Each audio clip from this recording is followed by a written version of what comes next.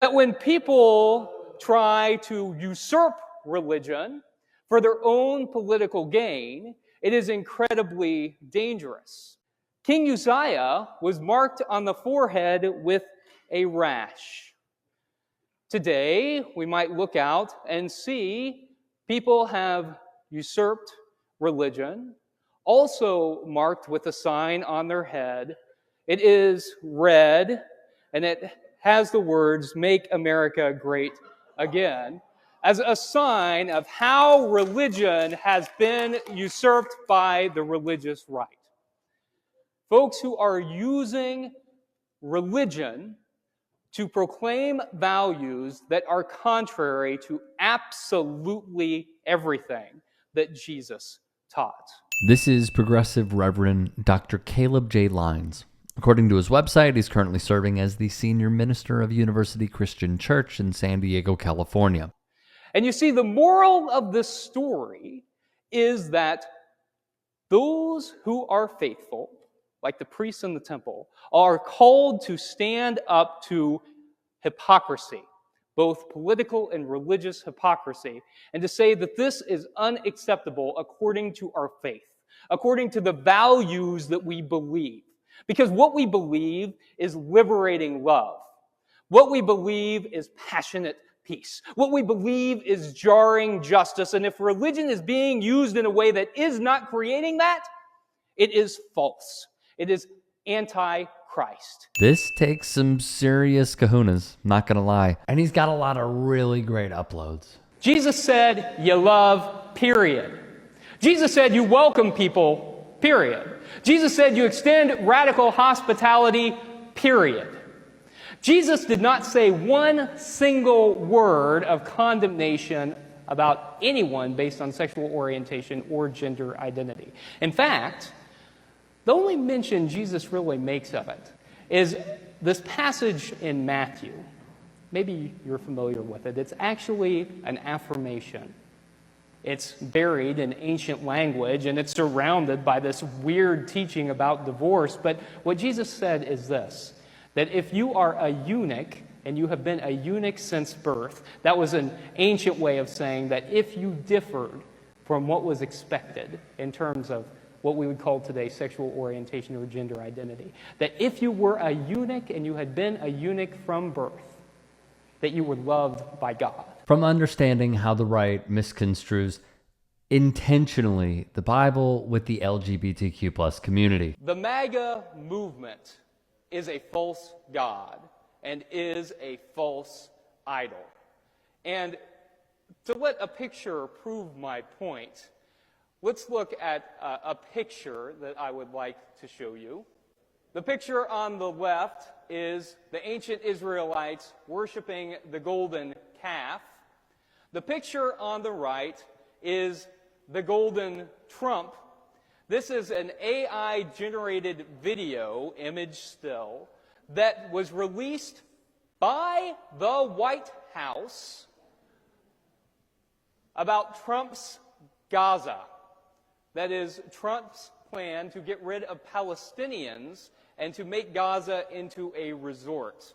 The MAGA movement is a false idol. Human beings want to do this, you see. We are given the path of love and liberation. We are given the path of progress. And all too often, the path that we choose is the path of regression. His critiques of MAGA. This is how liberty dies, with thunderous applause. And how does it happen? One person, Palpatine, comes up with a plot in which he lies, he spreads misinformation, and finds a scapegoat, in this case, the Jedi, blames it all on them, and uses that as an excuse to grab power. Sound familiar? A little bit, right? It's a reminder of how delicate republics are, even constitutional republics with representative democracies, how quickly they can fall. And it is a reminder that there is a call to embrace the light side, to embrace the side that values diversity of opinion, diversity of belief, that values diversity of leadership, and embraces that. It is a reminder that with the fragility of republics, that we all have an obligation to stand on behalf of those whose rights are being oppressed, whose rights are being taken away.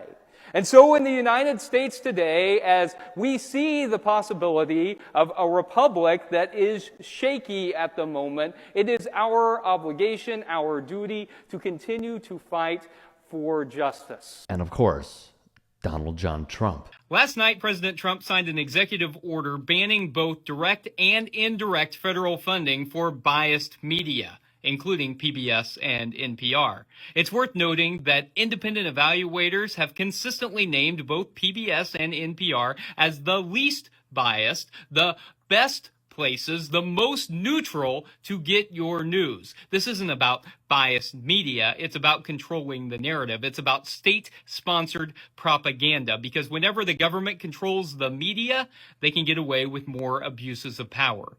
This should deeply concern us as Americans because it is destabilization of our democracy. One thing that we can do is, if we are able, give our money to independent journalism like PBS and NPR so that we can continue to get the information that we need. This should also offend us as people of faith. Over and over again in the biblical narrative, we hear about unjust leaders who usurp power and about how God uses faithful people to humble those leaders.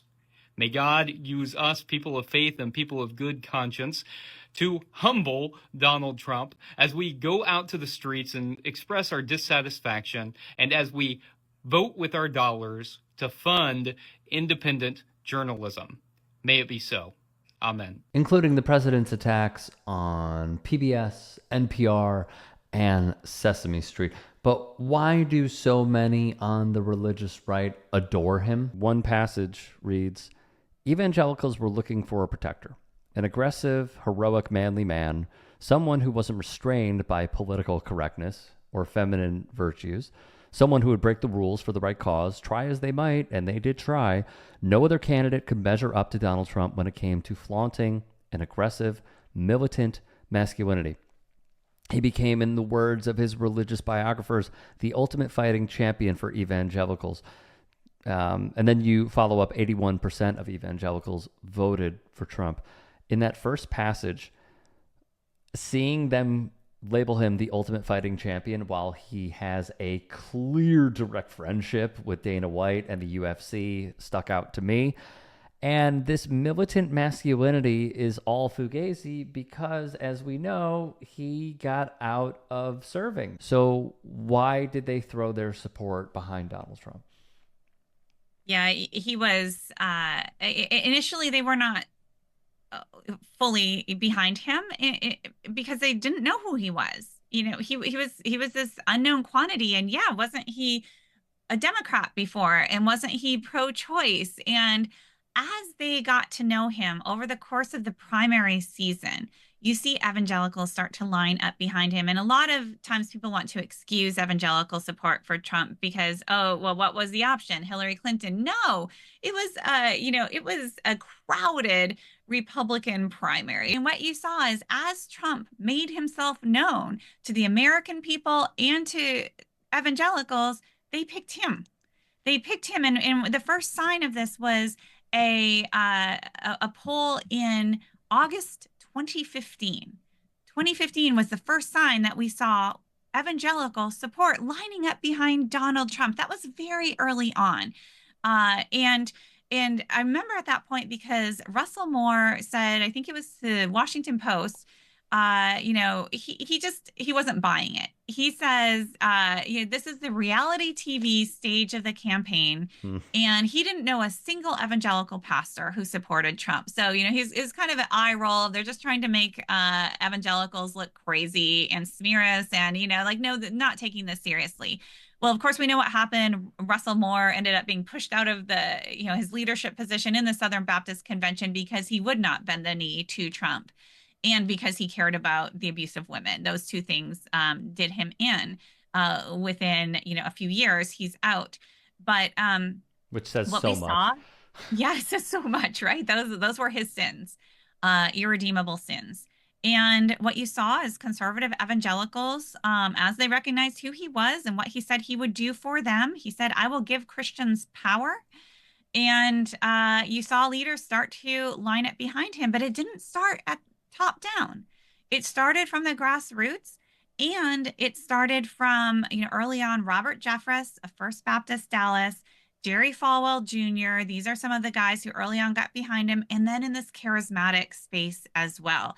Very early on, some of these charismatic preachers were sharing prophecies that they had. People like Lance Wallnau, prophecies that Trump, surprising as it may seem, was God's anointed one to save America. On my podcast, The Rick Strom Show, which you all should go subscribe to, I interviewed author and professor Kristen Kobes-Dumais, who has a book, which we'll link down below, Jesus and John Wayne, How White Evangelicals Corrupted a Faith and Fractured a Nation. And her answers to many of my questions are daunting, to be honest with you. So yeah, he wasn't Christian. King Cyrus wasn't, one of the God's chosen people, but God chose him to come in and save God's people. And that's where Donald Trump was just perfect, because he was better than a Christian to lead this nation in this moment, precisely because he was utterly unrestrained by Christian virtue. He would do whatever needed to be done, and that's what they wanted. We can use the term hypocrisy, but really what it does is it reveals an ends justifying the means mentality.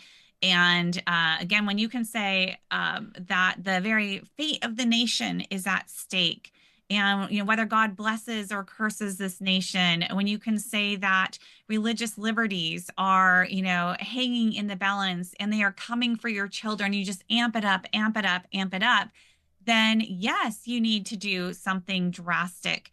And it doesn't matter what that person does to save you. In fact, again, the more ruthless, the more they're willing to thumb their nose at norms and civilities, the better they are. And again, it's crazy, but all the more evidence that God has chosen this man for this moment. Mm-hmm. And it really shows how many on the religious right don't care, and or how they fell for a complete con man, how they carried out his favors because they truly do believe that he is the man for the job. If you can and are willing, please become a paid member here at TYT Sports, and or go to tyt.com/join. In addition, you can follow me on Twitter, Instagram, and TikTok. Appreciate it. Have a great day.